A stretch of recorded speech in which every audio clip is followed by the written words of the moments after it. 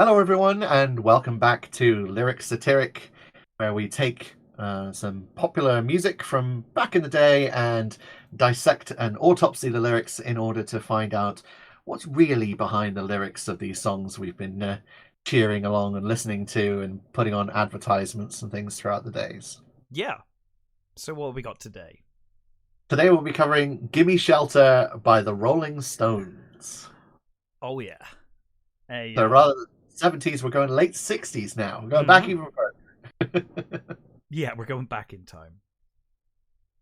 Yeah, Rolling Stones, obviously one of the biggest rock bands on the planet. Another English rock band, It, and it's go ahead. interesting because this is your second choice, and both of your choices have been used like a lot.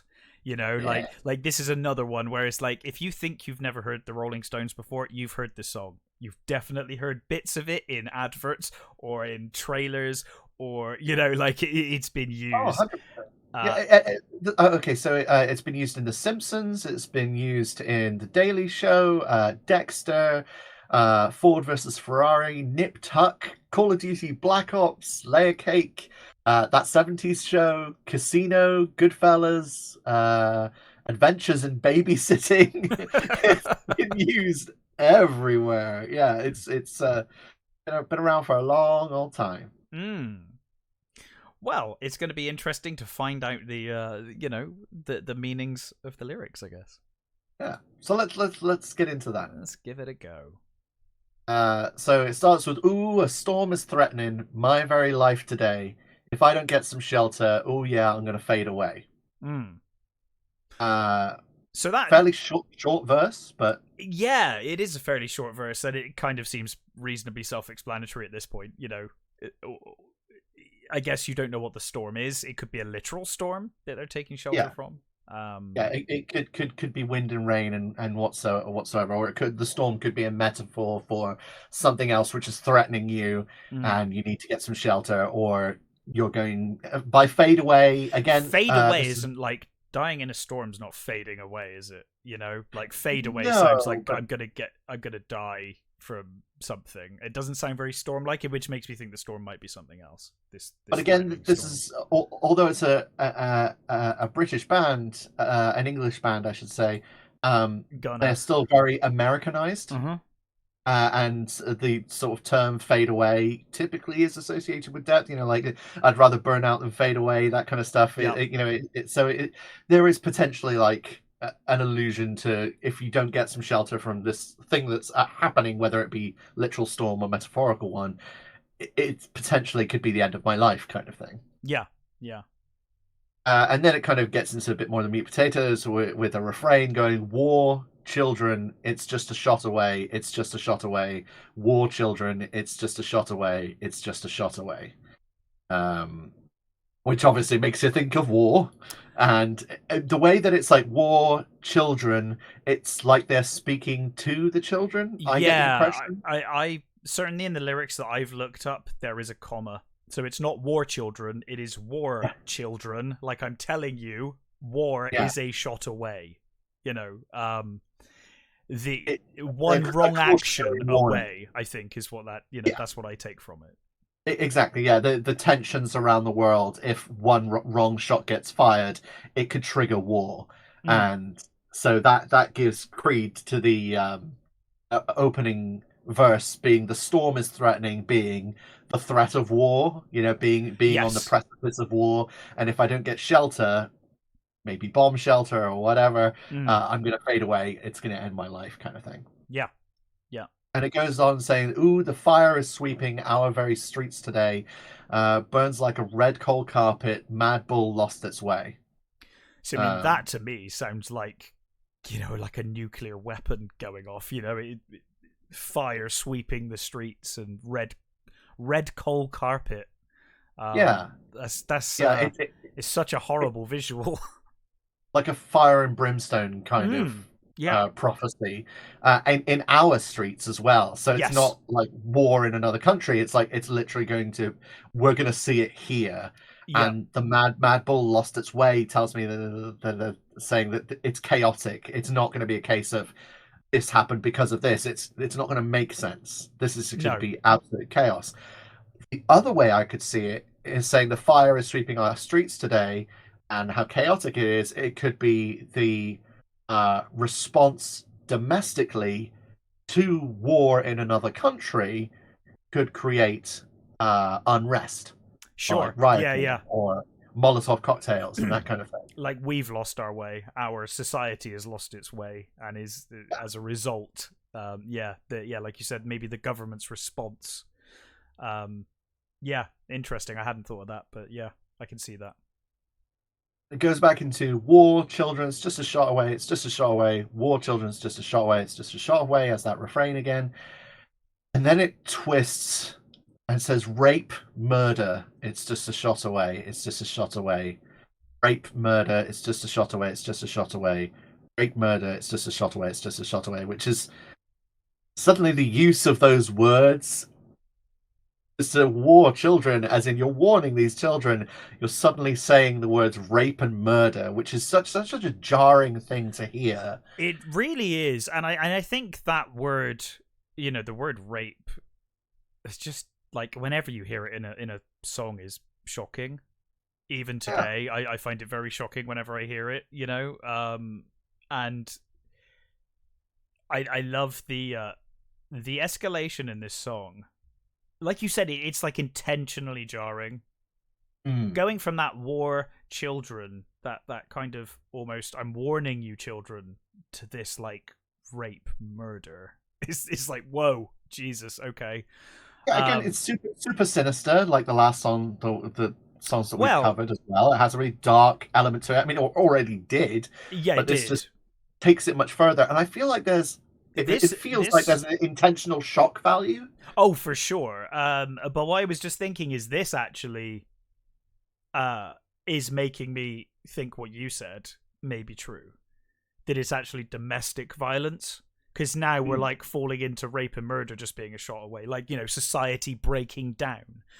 And these awful things happening is just a shot away. That mad ball lost your way.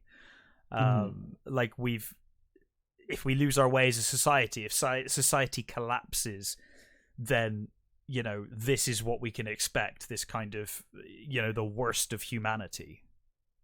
And it also makes me think of war atrocities as well. Very true. Yeah. If it is talking about the war abroad, it's also saying that not only are we going to go to war and people will die, but these horrendous things are going to happen. Yeah, historically, most wars have war atrocities that have happened within it, where you have these horrific scenarios that people are just not designed for, either physically or psychologically, and bad things happen. And it's so, in a way, it only takes tipping over that edge for it to become that. Yeah. Which is a way that's it's just a shot away. It's like it's right. It's just about to happen, and the amount of care that we have to prevent that from happening, but it's still a threat, like a constant threat of it being there. Yeah, terrifying. Yeah, and in fact, it goes on to say, "A flood is threatening my very life today. Gimme shelter, or I'm going to fade away." And again, it's bringing it back to that storm allegory. Yeah, it is certainly the storm and extreme weather being used as a metaphor for this. But it's clearly not what we're talking about force. Here. Yeah, we're clearly talking about war. But yeah, a flood is kind of an unstoppable force, as you say. That's very much what it is. It's like that unstoppable spread of war and war atrocities is a shot away, and once it starts, much like a flood, you're not going to stop it. It's going to do what it's going to do. If we lose control of this, it's just going to grow. Yeah, if you let the mad bull loose, then it's going to burn the streets around you, and it's just like, oh god, this is horrific. It then goes on to war children. It's just a shot away. It's just a shot away. It's just a shot away. It's just a shot away. And then it switches again and goes, "I tell you, love, sister. It's just a kiss away. It's just a kiss away, kiss away, So this and is repeats really, that to I, the end. I don't know about you, but I took this really sinister, particularly because it's the male vocal that starts with the "I'll tell you, love, sister, it's a kiss away," and then the female comes in. It's like, hey, it's just a kiss, it's just a kiss, and you know, considering we're Oof. talking about the rape and murder and everything else, I don't know. It's hard for me because I'd like to see it and just be like, oh look, love. It's just a kiss away and it's positive, but after all of this negative, I just can't, do you know what I mean? Like I'm struggling, Yeah, I'm struggling to come back and be like, but also love is a shot away, and I guess I it suppose. is, but it's just like, I don't know, after everything I've read, I'm struggling to. Yeah, I suppose I see it as it's a late 60s, 70s song, True. and that kind of the summer of love Summer kind of of love, era. yeah, yeah. And so to me, I do see it as that anti-war. Uh-huh. War is a shot away, but if you let love into your heart, Then love is a kiss it's away. just a kiss away, and Sure. it's sort of like the precipice between absolute disaster and healing Mm-hmm. is equidistant. We just need to choose love instead of choosing hate in order to prevent Yeah. the absolute chaos and disaster and flood and storms of violence that could be coming on the answer for it. And so Mm-hmm. to me, It's a it's all of positive. this horrific stuff with that little ray of hope at the end. Yeah, just that one, but here's your option. Yeah. Yeah, It's the first it's song we've this is done that's had a really positive ending, if that's the case. So, you know, that well, positive message yeah. at the end, because the rest of them were like, oh, we're slaves and now we're lost. Or, But you you've know. made me question it now. I Now I'm don't worried that know. it's I all don't about know. rape. It's just the way I'm reading it. No, I think you're right now that you've said it, because putting it in the context of the historical period, I think that actually does make perfect sense.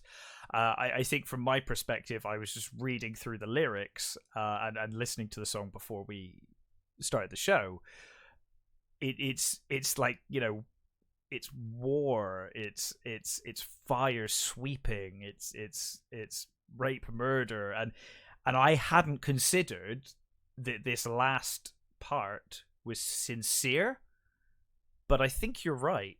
I think this is a sincere warning, Yeah, or well, I guess that the first, you know, 90% of it is a warning, 10% is an alternative, you know, or you could just do this. You know, yeah. it's like they're making a list and they're like, well, war, rape, death, murder, or love. Those are your options. You pick one. Yeah. Which one would you rather pick? I like that. I'm hoping that's what this is about, but I guess we'll find out very soon. Well, obviously, further context to this as well is this is just a few years short of the end of the Vietnam War. Yes. This was towards the end of the Vietnam War. They'd have several years of war of soldiers going abroad and dying and dying and dying in these horrific conflicts. By this point, the news of the atrocities being committed by both sides in the war had also started filtering back, because you had news agencies that were willing to go abroad and find out about some of the horrific things, the rape and murder that was happening to Yeah. the indigenous people in Vietnam. And yeah, and obviously the Rolling Stones did write this as an anti-war song. Mm-hmm. Um, and that is publicly how it was perceived in a lot of ways, and a lot of how Mick Jagger put it forwards. They're saying about how, you know, it wasn't war in the conventional sense. It wasn't war as we knew it. Mm. It wasn't like World War II. It wasn't like Korea. It was nasty and horrible, and people objected to it. Yes. So it wasn't in World War II. There were people obviously didn't want us to go to war, but it wasn't. It Um, was more that it was being imposed upon us, that we were fighting for our freedom and uh our way of life, whereas the Vietnam War was something we are getting involved in. We're, you know, we're interfering over there, and maybe we don't want to do that. It's a different stance from World War One and World War Two, you know. yeah, the amount of protesting that happened against the Vietnam Yeah. War far outweighed the amount of protest you'd see for the majority of other wars, Sure. historically, from Hmm. that point, going back in time. So yeah, it makes sense in that context, and obviously that adds weight to all of those lyrics. Even taken at face value, we're seeing that element of war, that element of cautionary tale to the younger generations of, if you go down this route, this is what happens, and that kind of like um, cautionary tale of we can't let this kind of thing happen again, which is, fits in that as well. However, it was jointly written by both Mick Jagger and the guitarist Keith Richards. Hmm. And apparently, Richards began working on the opening riff whilst Jagger was away. And in his autobiography, Keith Richards revealed that the tension of the song was inspired by his jealousy of Mick Jagger's relationship with Pallenberg at the time. And it's just Really? like, okay, it was Anita Pallenberg, who uh, um, was Keith Richards' then girlfriend, and Keith Richards was suspicious that Mick Jagger was having an affair with Anita Pallenberg, Right. and so he's like, they're off filming some stuff and doing Yeah, things, they and were the I'm movie, here right? trying to write a song, and so he's writing Mm. this hate fueled, like, angry song, jealous of this horrible potential end to a relationship. Oh my god. And And then Jagger comes back. He's like, "Oh, this sounds like an anti-war song." This. yeah, it completely twists the meaning of it and turns it into a very, very different thing, which is a really strange thing. But yeah, it's really, really odd. And they were saying about how uh, they were using natural disasters of storms and hurricanes and flooding to evoke um, like this thing that you can't stop, this time of war that Mm. is become upon them whether they liked it or not. And again, Keith Richards then said that it wasn't initially about Vietnam or about social unrest, but about Keith Richards seeing people scurrying for shelter from a sudden rainstorm uh, during a hurricane at the time. Right. So So it was literal to begin with. That's interesting. apparently, but that means that Keith Richards has changed his story about what it was about multiple times, which kind of makes him a bit of an unreliable narrator, I suppose. Yeah, I think that might be somewhat intentional. Yeah, You know. potentially, but when you look at it from the context of the Vietnam War, it fits so Oh, it does. It fits perfectly. accurately. It really It, does. it, And it kind of the makes it. politics of the time, as you said. Yeah, yeah. Yeah. Now, to also take this further, there's also a bit of it that changed during the recording of it. And the recording story is a really interesting part to it because on the track there's a female vocalist. Yes, especially towards the end and in the chorus. Yeah, so again, with a female vocalist singing rape and murder as Mm. well, it makes it even further jarring Yeah. in that moment as well. But there was a late night recording session where Jagger and the band were in the recording session there, and the producer, Jack Nietzsche, he said it would be really good if we had a female singer at the end. I know someone, and Right. calls in Mary Clayton. Uh, and it's a late night recording session. So he actually wakes her up out of bed, Oh, phones he her, said, literally was like, "I know a girl. I'll go get her right now in the middle of the 100%, night." My God. 100%, gets her to come to the studio. She comes to the studio and knocks it out of the park. Clearly, I Like, mean, it's an only amazing performance, but like, imagine, I mean, I don't know about you, but certainly the older I get as well, like, it takes me a while to find my voice in the morning. it gets It's like weirder. waking up in the middle of the night. She's 4 months pregnant at the Oh time. my God. So Jagger and Mary Clayton, have like the three verses like all towards the end of the song as she comes in more, and Clayton like complete is screaming rape, murder. It's just a Yeah. shot away. It's just a shot away, and she's like really gives it the bee's knees towards the end. Her voice is so Oh, it's powerful. amazing. Yeah, it's really good. And producer Jimmy Miller was the guy who thought of having the female singer on the track, and Nietzsche was the fellow producer who contacted her. And it was just one of those, oh, I hear a female vocalist, let's get one on the phone. She came around, did these things, and Clayton pushed her voice so hard that about 3 minutes into the song, you can hear her voice crack under the strain. On the refrain on the word shot, and murder in the third refrain as well.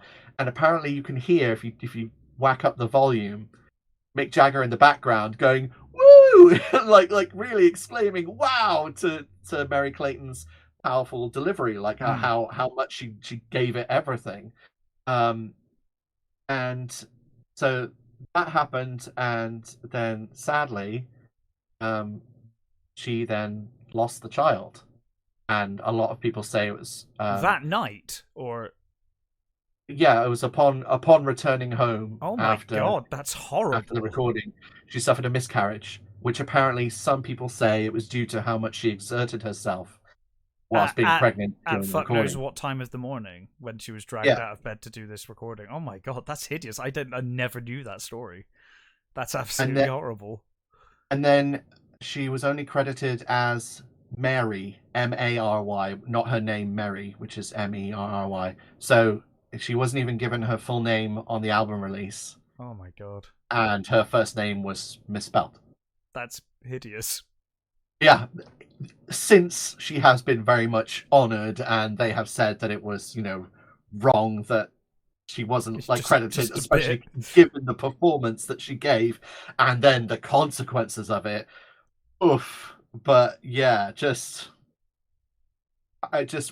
when you listen to that song, not only is there that shocking lyrics, but the shocking lyrics, but then what happened because of the effort and power behind the voice that did that, the consequences, just makes it such a tragic song and a painful song in a lot of ways. Yeah, that is absolutely awful, but a wonderful song nonetheless, a masterpiece.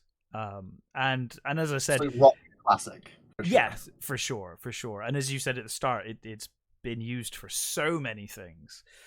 Yeah, a fantastic song. So yeah, thank you for joining us on another dissection of music lyrics from What did you call songs. it last time? An autopsy of lyrics? Lyrical autopsy. Yeah. We just really just dive our hands into the body of a song and pull out the entrails to kind of see what we can find. Yeah, it's just a shot away. But yes, thank you for listening, everybody. We will see you next time. You can find more episodes on DursProductions or Durs Production Podcast, which can be found on all streaming services and services. Yeah, either which. All of them. And on YouTube as well. Yeah. Thanks for listening, everybody. Bye, everyone.